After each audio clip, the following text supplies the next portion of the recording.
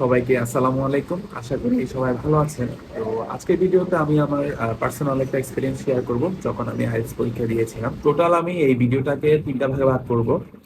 আপনি বলতে পারেন 3 কমন মিস্টেকস ইন আইএলটিএস, যেটা আমার পার্সোনাল এক্সপেরিয়েন্স থেকে শেখা আইএলটিএস পরীক্ষা দেওয়ার পর। তো প্রথমে আমি যেটা বলতে চাই সেটা হচ্ছে যখন আমরা ইউটিউব থেকে আইএলটিএস লিসেনিং প্র্যাকটিস করি, লিসেনিং এর অডিও গুলো যখন অন হয় ইউটিউবে, সেখানে প্রায় 40 থেকে 45 সেকেন্ডের একটা সময় দেওয়া হয়। তো আমরা কি করি ওই সময়টাতে, আমরা আমাদের সামনে যে কোশ্চেন পেপার থাকে সেটা আমরা দেখি, বা আমরা প্রেডিক্ট করার ট্রাই করি, বা আমরা কোনো কিছু সিলেক্ট করা থাকলে, মার্ক করা থাকলে আমরা মার্ক করি, যাতে যখন অডিওটা অন হবে তখন আমরা সেখান থেকে আইডিয়া জেনারেট করতে পারি।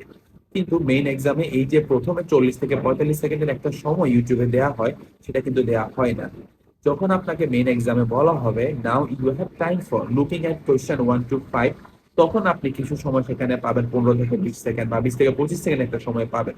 টোটাল যে আপনি ইউটিউবে প্র্যাকটিস করার সময় 40 থেকে 45 সেকেন্ড একটা সময় থাকে, সেটা কিন্তু আপনি তখন পাবেন না। কারণ ওখানে যখন স্টার্ট হয়, ইউটিউবে যখন স্টার্ট হয়, তখন সেখানে আপনাকে অনেক কথাই বলা হয় কি টপিক নিয়ে কথা বলবে, বা আইএলটিএস এর লিসেনিং এর কয়টা সেকশন আছে। তো এগুলো কিন্তু মেইন এক্সামে আপনাকে বলা হবে না, মেইন এক্সামে ডিরেক্ট কোশ্চেনে যাওয়া হবে।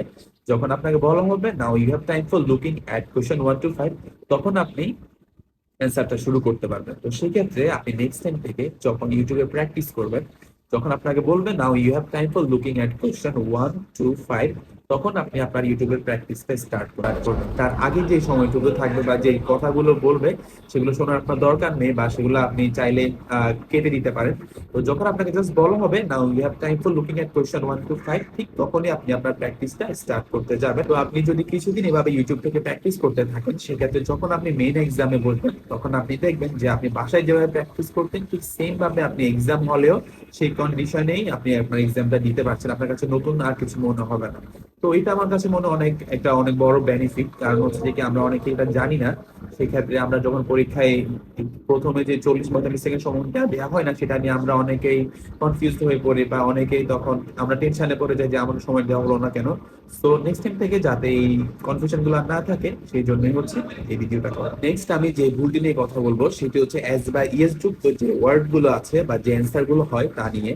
তো আমরা যখন আইএলটিএস লিসেনিং এ শুনি, তখন আমাদের তাড়াহুড়োর মধ্যে কোন ওয়ার্ডের সাথে এস হবে, কোন ওয়ার্ডের সাথে ইএস যোগ করতে হবে, বা কোনোটার সাথে এস বা ইএস কোনোটাই যোগ করতে হবে না, সেই মিস্টেকটা আমরা করে ফেলি। তো সেক্ষেত্রে কি করতে হবে, যখন প্রত্যেকটা সেকশন শুরু হওয়ার আগে কিছুটা সময় দেওয়া হয়, তো ওই সময়ের মধ্যে আমরা তো অবশ্যই সেই নেক্সট কোশ্চেনটা তো আমরা দেখবই।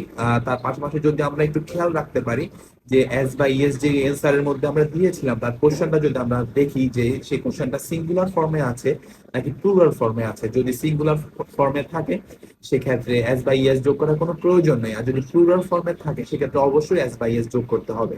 তো আমরা যদি ওই সময়গুলো মাঝে যদি একটু সময় বের করে 2, 4, 5 সেকেন্ডের জন্য, তাহলে আমরা আমাদের এই মিস্টেকটা থেকে বাঁচতে পারবো। বা আমরা যখন আইএলটিএস লিসেনিং প্র্যাকটিসটা শেষ করব, তখন আমাদেরকে যে 10 মিনিট সময় দেওয়া হয় অ্যান্সারটা তোলার জন্য অ্যান্সার স্ক্রিপ্টে, তো ওই সময়ের মধ্যে আমরা চাইলে এই এস বা ইয়েস যুক্ত যে ওয়ার্ড গুলো আছে, সেগুলো একটু আমরা রিচেক করে এই ভুলটা বের করে ফেলতে পারি। সেক্ষেত্রে অবশ্যই আপনার কিছুটা মার্কস আপনার সেভ হয়ে যাবে, আপনার ভুল হওয়া থেকে আপনি বেঁচে যাবেন। নাম্বার 3-তে আমি যে ভুলটি নিয়ে কথা বলবো, সেটি হচ্ছে অ্যান্সার ব্ল্যাঙ্ক রেখে আসা। এটা যদিও কোনো ভুল না, কিন্তু don't keep your answer blank. আপনি অ্যান্সার ব্ল্যাঙ্ক রেখে আসার কোনো প্রয়োজন নেই। কারণ আপনি যদি একটু প্রেডিক্ট করার চেষ্টা করেন, আপনার লিসেনিং অথবা রিডিং এর ক্ষেত্রে অনেক সময় অ্যান্সারটা হয়ে যায়। সো আপনি নেক্সট টাইম থেকে যখন আপনি লিসেনিং এর কোনো অ্যান্সার মিস করবেন, যখন আপনি এক্সাম শেষে 10 মিনিট সময় পাবেন, তখন তার মধ্যে কিছু সময় বের করে আপনি যে অ্যান্সারটি মিস করেছেন, তার আগে কিছু অ্যান্সার দেখবেন, এবং তারপরে কিছু অ্যান্সারটা দেখে আপনি ওই যেটি মিস করেছেন সেটি প্রেডিক্ট করার চেষ্টা করবেন। সেম হচ্ছে রিডিং এর ক্ষেত্রে, আপনি জাস্ট যেটা অ্যান্সার মিস করবেন বা আপনি যেটা খুঁজে পাচ্ছেন না, সেটা আপনি চেষ্টা করবেন প্রেডিক্ট করার। প্রেডিক্ট করে যদি আপনি অ্যান্সার করেন, যদি ভুলও হয়, সেক্ষেত্রে তো আপনার নেগেটিভ মার্কিং নেই। সো আর প্রেডিক্ট করতে তো কোনো সমস্যা নেই। যদি আমরা প্রেডিক্ট করে অ্যান্সার না খুঁজে পাই, সেক্ষেত্রে আপনি যে কোনো একটা অ্যান্সার দেওয়ার চেষ্টা করবেন। অনেক সময় ভাবে দিলে হয়ে যায়, আপনি যখন ভাষায় প্র্যাকটিস করবেন লিসেনিং অথবা রিডিং, আপনি যে অ্যান্সারটি মিস করবেন, নেক্সট টাইম থেকে আপনি চেষ্টা করবেন সেটি একটা প্রেডিক্টেবল অ্যান্সার করার। সো আপনি যদি প্রেডিক্ট করে একটা অ্যান্সার দিয়ে দেন, অনেক সময় সেটা হয়ে যাবে, এটা আমি কনফার্ম আপনাকে বলতে পারি। আপনি জাস্ট এটা কয়েকদিন প্র্যাকটিস করলেই আপনি এই রেজাল্টটি পাবেন। সো নেক্সট টাইম থেকে কোনো অ্যান্সার আপনি ব্ল্যাঙ্ক রেখে আসবেন না, ট্রাই করবেন কিছু একটা লিখে আসার। তো থ্যাংক ইউ সবাইকে ভিডিওটি দেখার জন্য। আশা করি অন্য ভিডিওতে আবার দেখা হবে। আসসালামু আলাইকুম।